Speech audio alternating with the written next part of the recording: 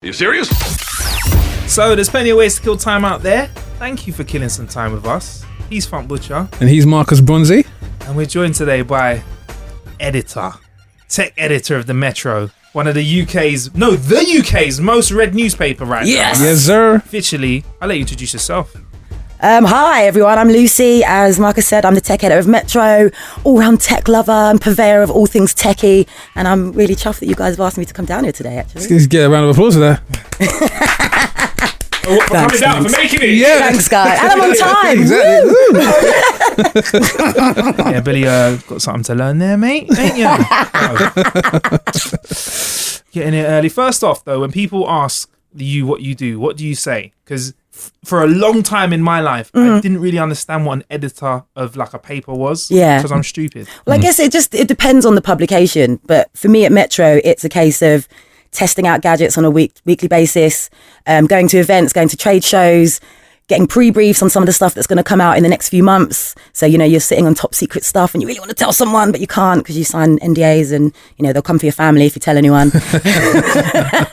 But generally, it's just about making sure you're up to date with all the latest news, putting it out there. It's only 10 pages, which sounds like a lot, but it's really not. There's so much, as you know, in the tech world, there's so much to talk about, and I have to whittle it down to 10 pages. And I find that quite hard. But the fact that my desk is like a fort of toys and tech is great. It's because amazing. there's always new tech coming out. So every single day, is there a delivery for you? Not every day, but at least a few times a week, yeah.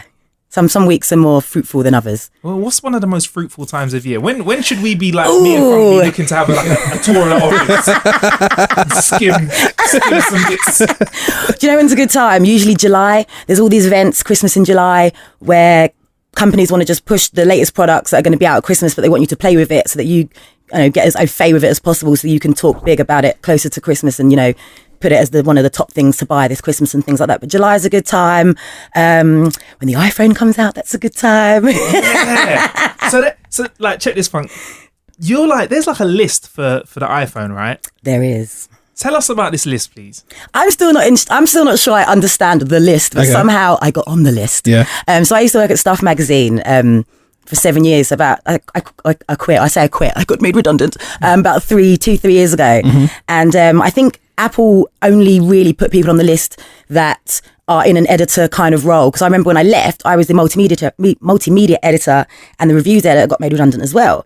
And then the iPhone came out and they didn't let anyone have the iPhone from Stuff Magazine. I thought, that's a bit cheeky. It's not only that you've got to be an editor, you've got to meet them. They've got to know you. You have to be on the Apple team in order to get a freebie. Otherwise, it's not happening. The fact that they didn't give it to the editor of the magazine at the time because they'd not met him speaks volumes as just to how they run their ship, You must have acquired a lot of friends, not new friends around that.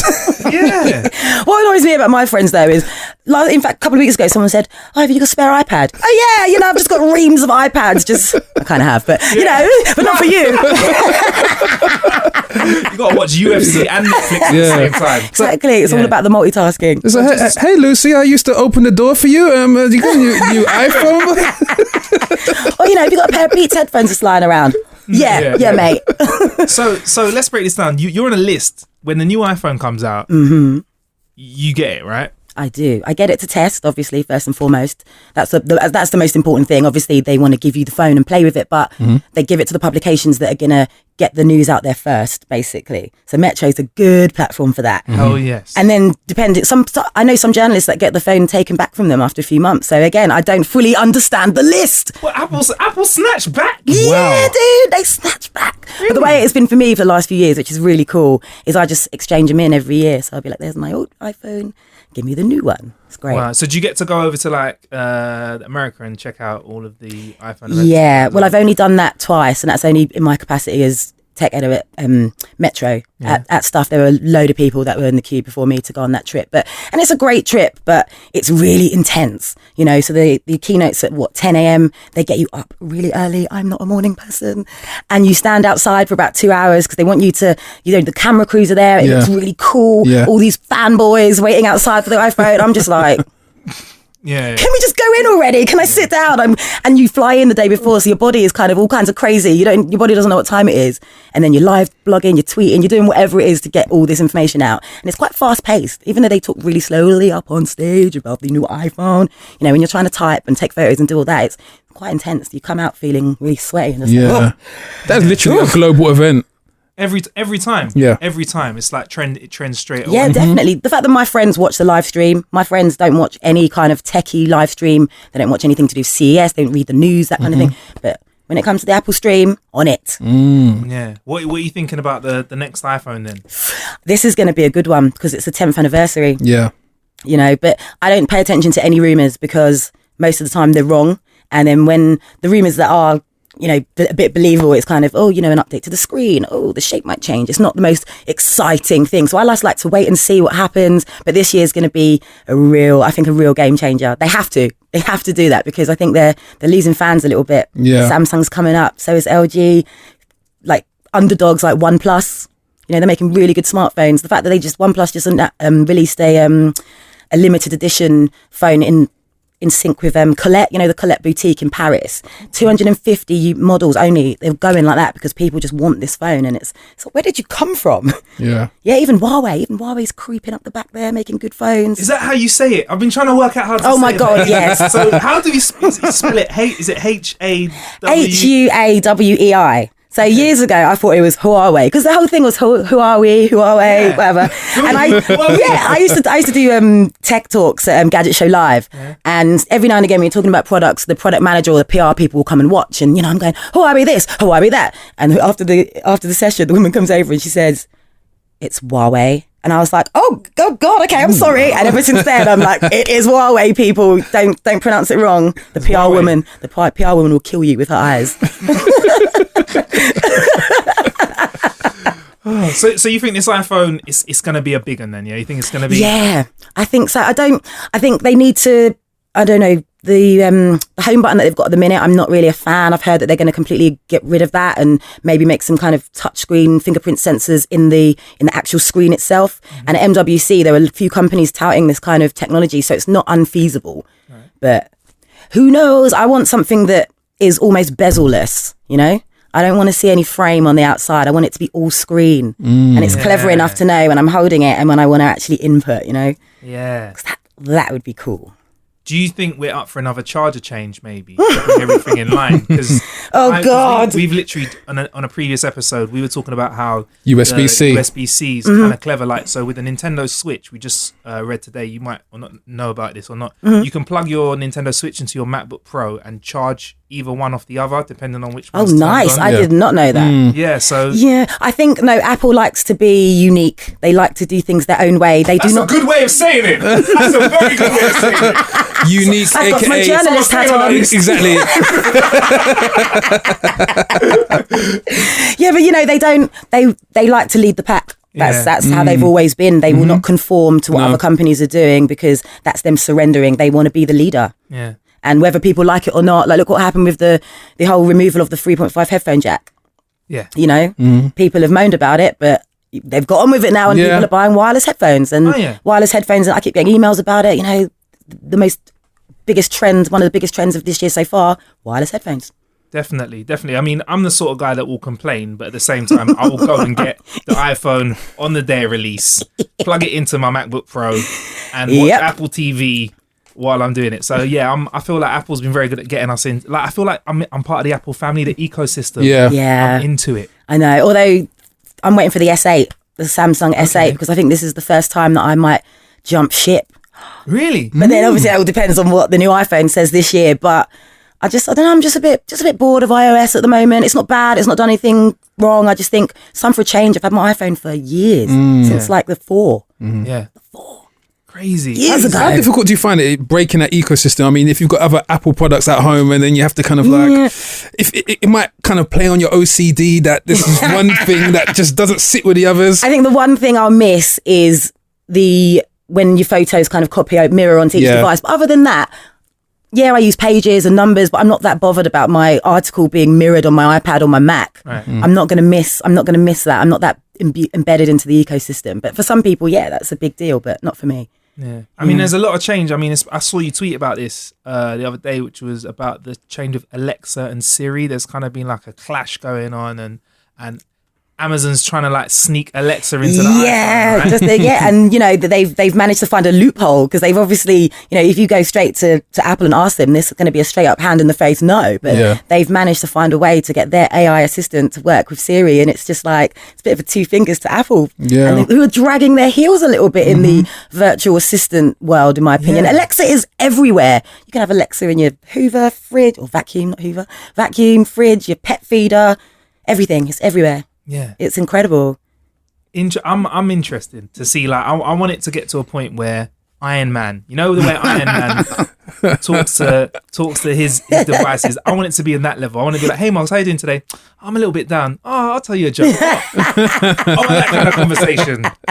You get me? I don't know. I think that's a bit creepy for me. Really? Where they know where, like, your personality knows where you've been. So like, you might be trying to lie to your partner. Like, where have you been? Oh, I just went for a run. That's a lie. You just went to McDonald's down the street. Like, your GPS location says that you were here, and it's like, oh my god, yeah. Or you know, like some kind of house situation where it just goes a bit sentient and just decides to turn on you. You know, the robot uprising. You never know.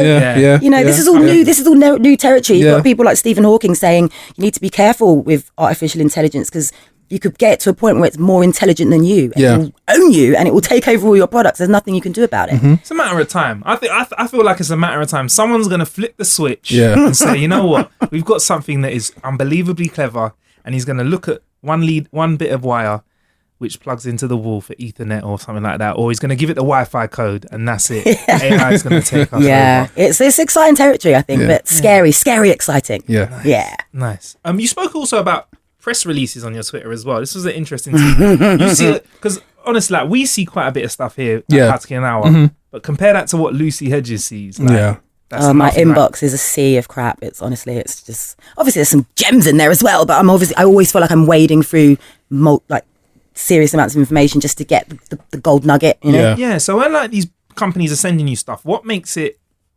a good press release? Or what makes you think, oh, you know what, you've actually delivered it to me in a way that's interesting and different? Because I suppose it'd be easy for me to send you an email with a bit of paper telling you about my product. Yeah. Well, I find a lot of PRs will write this, you know, largely like just emphatic press release about how amazing this product is, and they're not even giving you the chance to have an opinion. You know, it's the screen, it performs as well as it looks, and the process is so fast, it's going to mean multitasking is going to be, you know, through the roof, and you're going to be able to, I don't know, have this multitasking computer in the palm of your hand. It's like, just label the spec. You don't need to add all these adjectives in and say why it's amazing. Just tell me the facts, which is why I tweeted about this Carphone Warehouse press release. It was just a simple sheet of paper with boxes saying all you need to know: top features, spec, battery life, price.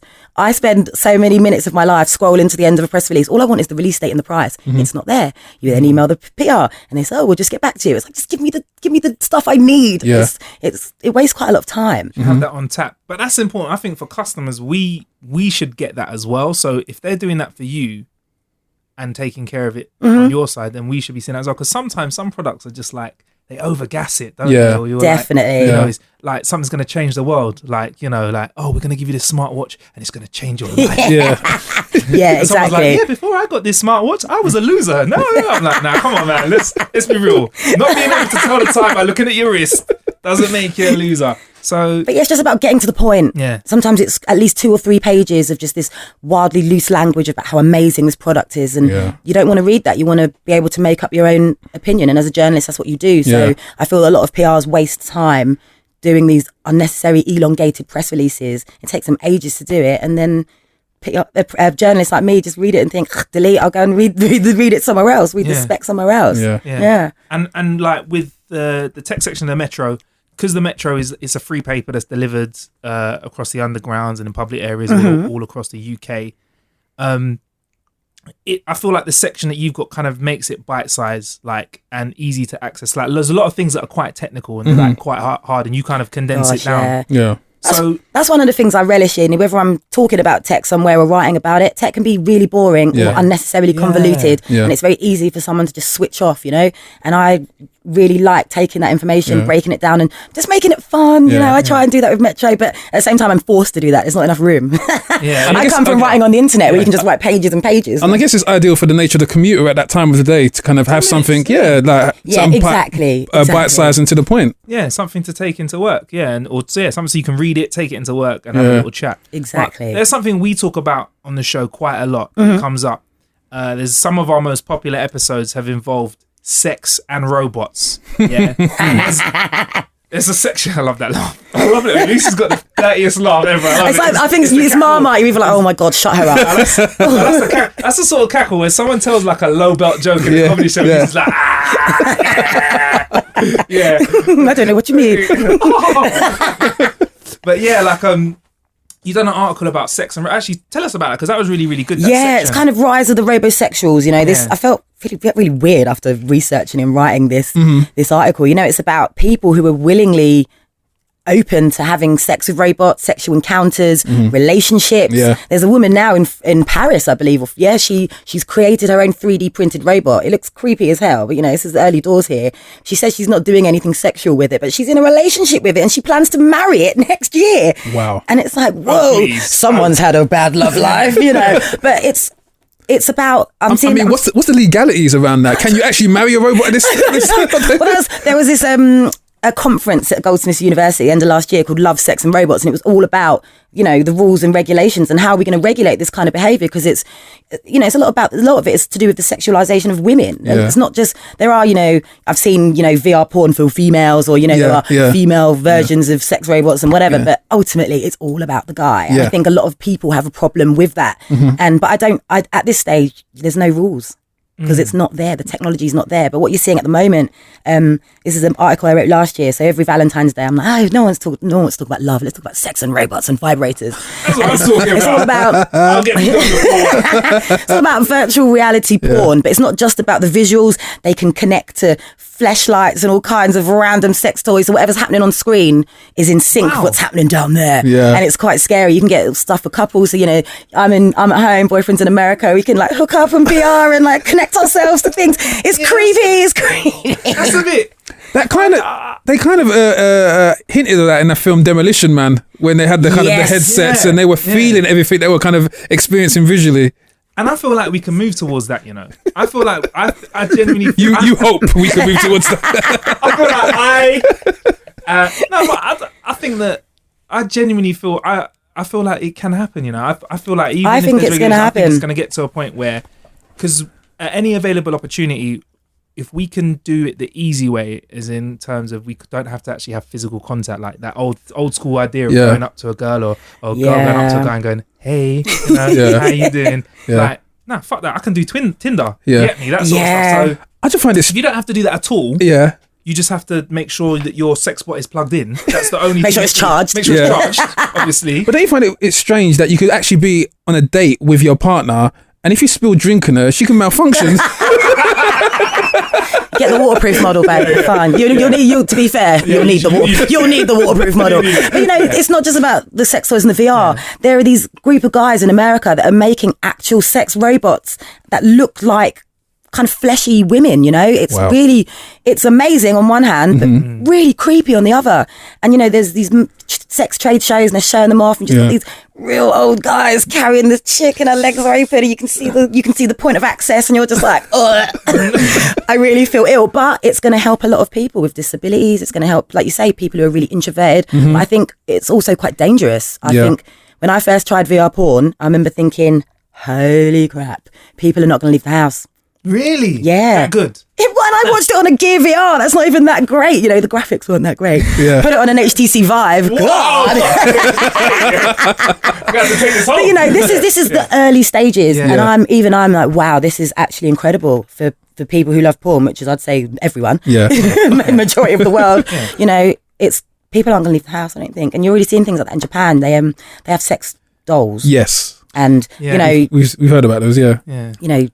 Population's down, they don't make children as much because they've got these sex dolls to keep them happy until they're ready to find a wife. Yeah, like out there, like a lot of the stuff, and it's sweeping generalization, but a lot of the articles we found that have been like sex body they are relationship inclined, aren't they? Like a lot of them are. This is designed to be like a wife, or they've got like their own like AI systems that are set up to speak to them, like a other half, and that's a little bit sad. The actual sex part is actual secondary to the actual relationship and companionship. They've got ones that there was one that would eat with you if you let it know you were eating. It was like a hologram that would eat with you, and that you're kind of like, oh. But then I suppose it's the other kind of like sweaty, nasty person. Yeah, man. Like, you know, if someone's got a sex robot, are they going to introduce you? Oh, this is, I don't know, Laura.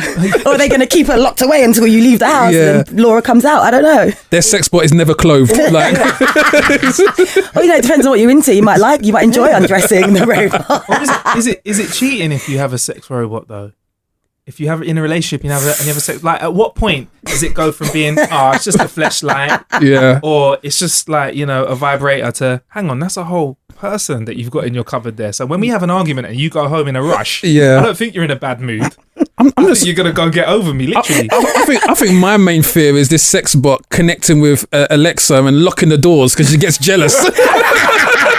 There you go, the robot uprising. It comes in so many ways. But I think the moment you need to worry about cheating and things like that is when, like you say, when they're so artificially intelligent that they ask you how your day is and can actually interact with you, and their skin or the plastic feels really flesh-like, and if you looked at her from afar, you'd think that's an actual human. Oh no, it's a robot. Give it, I don't know, 5-10 years. They reckon by 2050 people will be marrying robots, or the experts, the robot experts and the pervs. I'll be marrying it too. So you cover all sorts of cool stuff, like, and I like the theme. So you've also covered like medical tech as well. Like, so there's sort of like pill cameras and nanoparticles. So future gazing stuff like that. Yeah, I love a bit of future gazing. It's really cool, isn't it? I think sometimes you can future gaze too much. These things never make it into fruition, which can be really disappointing, especially from my perspective as a journalist. But that's one of the things I love to do. Sometimes I need to rein it in a bit, because you've got to tell people like what's happening now. But I love looking into the future. Yeah. And medical technology is unbelievable right now. Do you remember, what was that film? Is it Inner Space? Yeah. With David Quaid. Film. Do you remember that film? That was so good. Obviously, the idea of a... Sorry, Billy, we need to explain it to Billy. What? Can I explain it? Yeah, you explain it. There's actually a favourite film of mine. So there's this classic scene where he's an astronaut and he gets shrunk. He gets shrunk down to like beyond microscopic size, and then this scientist is kind of running away from these guys that are trying to kill him. Stay with us, Billy. Stay with us. And he injects this the syringe into this guy's bum, and he enters into this guy's bloodstream, and then he's in this little spaceship, but he's literally going all through this guy's body. Amazing. And it's just hilarious because he's so hapless and he freaks out all the time. It's brilliant. It's a really old film. You should watch it, Billy. The graphics were amazing. But so it's all about, like, when you say nanobots or nanorobots, I think it puts this image in your mind that you're getting a metal robot, in a similar vein to that film. But it's not that kind of robot. I think that's quite creepy when you think about it, letting a robot loose in your body. What we're talking about here is kind of nanoparticles that is probably 1,000 times smaller than a strand of hair. So, the human eye cannot detect this, but these things can be injected into your bloodstream, into the smallest blood vessels, to detect disease, repair parts of the body, and also deliver medicine. Wow. It's all in clinical trial stage at the moment, but it's something that loads of universities are working on. The FDA are working on approving different elements of it. And I think it's really quite clever because there are so many different elements of it. So there are ones where you can attach kind of biological molecules onto it, for example, so it knows exactly where to go. You can't just inject it in your bloodstream. It needs to know where to go. And then there are other ones that can react to the gases in your stomach, for example, and then propel themselves around your body to get to where they need to go. And other ones work that you can inject metal in your body, and then the nano medicine or the nanobots know to go that way because it's almost like a magnet attraction. They go to the point of the problematic point, and deliver the drugs and then evaporate and go away. Incredible. So you think in our lifetime we'll be seeing real application of I think possibly absolutely. I don't know when, but the fact that there's clinical trials at the moment and the FDA are very heavily involved in these kind of trials, I think is really clever. And things like, I think cancer and it's big for cancer, detecting tumours and detecting the point of disease, but also for what are those people called that have to inject insulin into... diabetics. Diabetics! God, that word went out of my head then. The fact that you can put a nanobot in your body and then shine a UV light when you're ready for it to release the insulin into your body, that's another type of nanorobot as well, which is really cool because, I know some diabetics, it's a chore having to get your pen out and have to inject yourself. It becomes a chore and a burden. You leave the house without that, it's game over for you. You've got this thing in your body, all you need is a light. Someone give me a light. And you can release that medicine or that into your body, into your bloodstream. It's cool. Just don't go raving in Ibiza when you've got that on, because the UV will hit you. You get ghosts.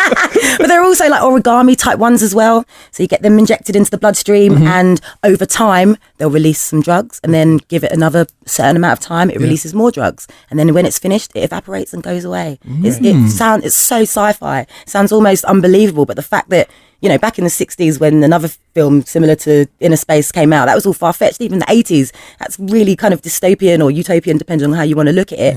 You'd think that stuff would never come to light, but here we are. I look forward to it. Very cool. Oh, wow, well look forward and like to the pill cam that you mentioned, this is there's one called the pill cam colon 2. It's just a pill that you swallow. It's got a camera and it emits its own light. It goes around your digestive tract, takes pictures, sends it back to a computer so the doctor can see what's going on. So, kind of avoiding things like colonoscopies, which from what I've heard are not comfortable and things like that. Camera up your ass, basically. Camera up your ass. Now you don't have to do that. You just have to swallow a pill. Exactly. And, at the moment, it's on a need to have basis. They're not offering that to just anyone. It's for people with problems. No, I would need that. Like, give me the pill cam. Give me the pill. See your blockages. But it's really clever though, isn't it? It's just, it's taking out the uncomfortable procedures. It's making people feel a lot more comfortable. Some people avoid the hospital like the plague because they're worried, they're scared, they're embarrassed. This kind of thing just eradicates all of that, which I think is really cool. And hopefully cheaper as well, because you're absolutely saving time. If you can create something, to pop this pill and it'll fire back the picture as long as you, connect it to the Wi-Fi or however it works. And obviously saving time and money. The NHS hasn't got a good rep at the moment. It needs help. There's not enough staff. These kind of things could potentially help the system. So that could be really cool. And one more other thing I think is really cool in medicine is printing organs. Fuck, that's sick. Wow. Printing tissue. I've never thought of that. Yeah. Yeah, well, a lot of universities are working on it right now. They're able to print tissue and certain types of organs, but they're not living beyond once it's been printed. So it's about getting the blood vessels to keep pumping that blood through to keep living, and they're not quite there yet. But there's a unit in Brisbane, I think, called the biofabrication unit. They've just developed this entire part of a hospital dedicated to 3D printing tissue and organs. And the fact they're pumping millions of dollars into this department tells you that this is happening. It's definitely happening. I'm about to start taking up extreme sports. I'm feeling distractible. I'm like, can you just replace my liver, in about 10 years? That's wicked. All right, let's bring it back to 2017 now. We've had loads of talk over the last sort of 12, 18 months about VR and AR. Yep. What's your take on it? Because it's really interesting to hear what everyone's opinion is on what they think is going to be, better or more exciting, or where the positives and negatives are going to be on each. What's your take on them? Well, before I go, let me just ask you two, what VR have you tried? What's the best one you've tried? The best headset? Of recent, the closest thing to the Vive that I've tried was the new Oculus. Yeah, that's pretty good. I feel like it's close to the Vive. I think that was pretty cool. But it depends on the titles and what I'm doing, because I still get VR sickness. So I can't do all the games. Like some of the games where there's movement, I'm like, everyone's like, how is it? I'm like, but good. I think the new Oculus is cool, but my favorite experience was the Vive, and I think it's still the Vive. Yeah, same. What about you? I actually missed out on the PlayStation one because I wanted to try the Resident Evil one, but I heard from Marcus, who actually trialed it, that it is actually one of the most frightening experiences. That's what I've heard. Yeah. I'm going to be honest. I had to go on someone else's information for the Resident Evil because I was there and I put the headset on, but I didn't think I played enough of the game to actually. Were you scared? Marcus? What it was just, I felt like, I just wasn't. It wasn't realistic enough for me. I mean, the fact that it was like, I was scared. It was too real. It was way too real. And that's so good, though. Yeah. But yeah, so you've missed out on the PS4 one. Yeah.